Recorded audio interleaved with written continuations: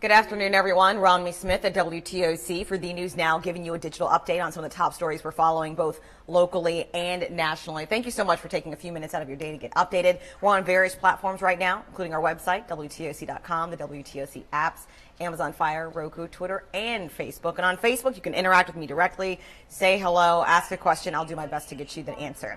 All right, so right now we continue to follow news out of Pooler, where 3 separate buildings had to be evacuated this morning because nearby businesses were also evacuated after a hazmat situation. You're looking at pictures that we took. First responders went to Courtney Station Apartments right there off of Benton for a radiological incident in a dumpster.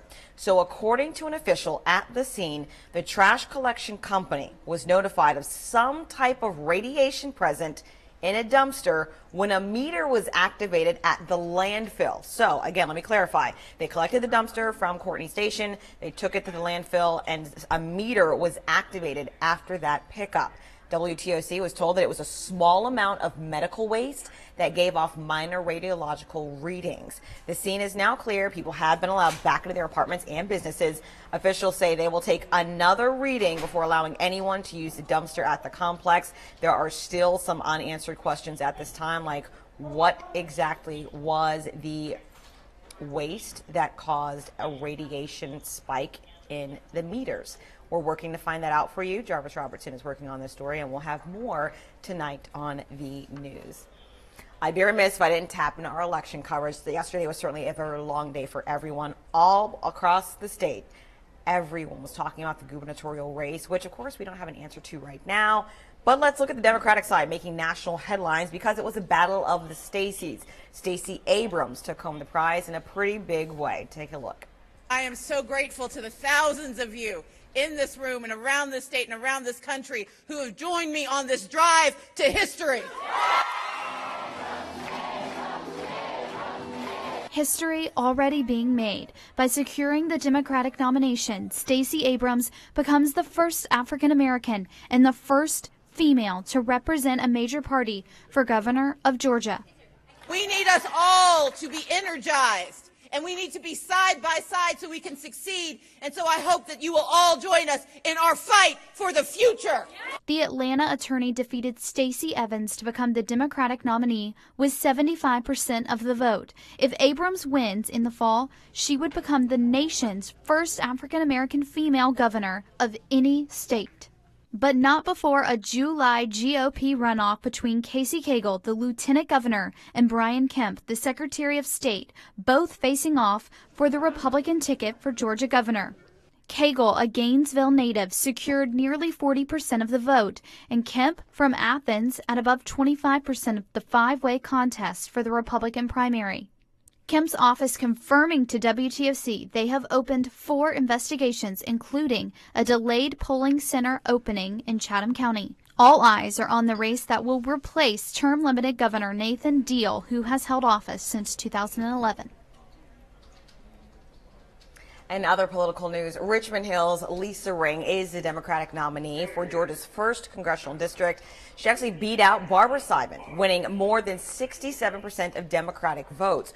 Overall, around 30,000 Democrats voted, according to the unofficial results from the Secretary of State's office. Ring says she ran because she saw the unmet needs of people in her district and wanted to help change that.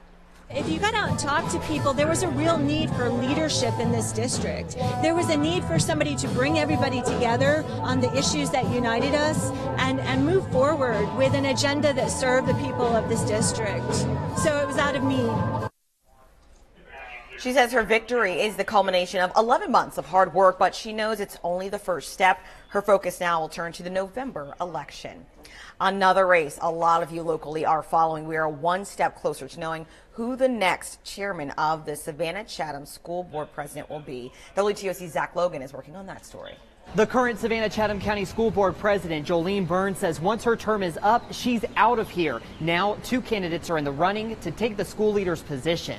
This time yesterday, 5 candidates were running for Savannah-Chatham School Board president, but after the polls closed Tuesday, the race is now down to 2 candidates. Joe Buck received 45% of the votes, and Betty Morgan saw 24%, making them the top 2 candidates who will now head to July's runoff. The Savannah-Chatham County School Board has made headlines within the last year. The board was recently the subject of an accreditation investigation. There's also been some tension among some of the board members. Both Buck and Morgan want to see unity within the board and see a change in the culture. Both candidates say they plan to roll up their sleeves and get to work before voters return to the polls. The big thing that Ms. Morgan and I both will have to do is convince people to get out to vote, just to get them off the beach, get them out of the parks, and make sure that they vote. 5 people, that's a lot, and everybody's splitting votes because of who you're voting for. And with 2, that means maybe some of those who now will have to make another decision who they would want to vote for. Buck has experience as a school board president. He served as one for 2 consecutive terms several years ago. Morgan says she isn't going to let Buck's experience intimidate her because she believes voters are ready for a change. That runoff is set for Tuesday, July 24th. Reporting in downtown Savannah, Zach Logan, WTOC News.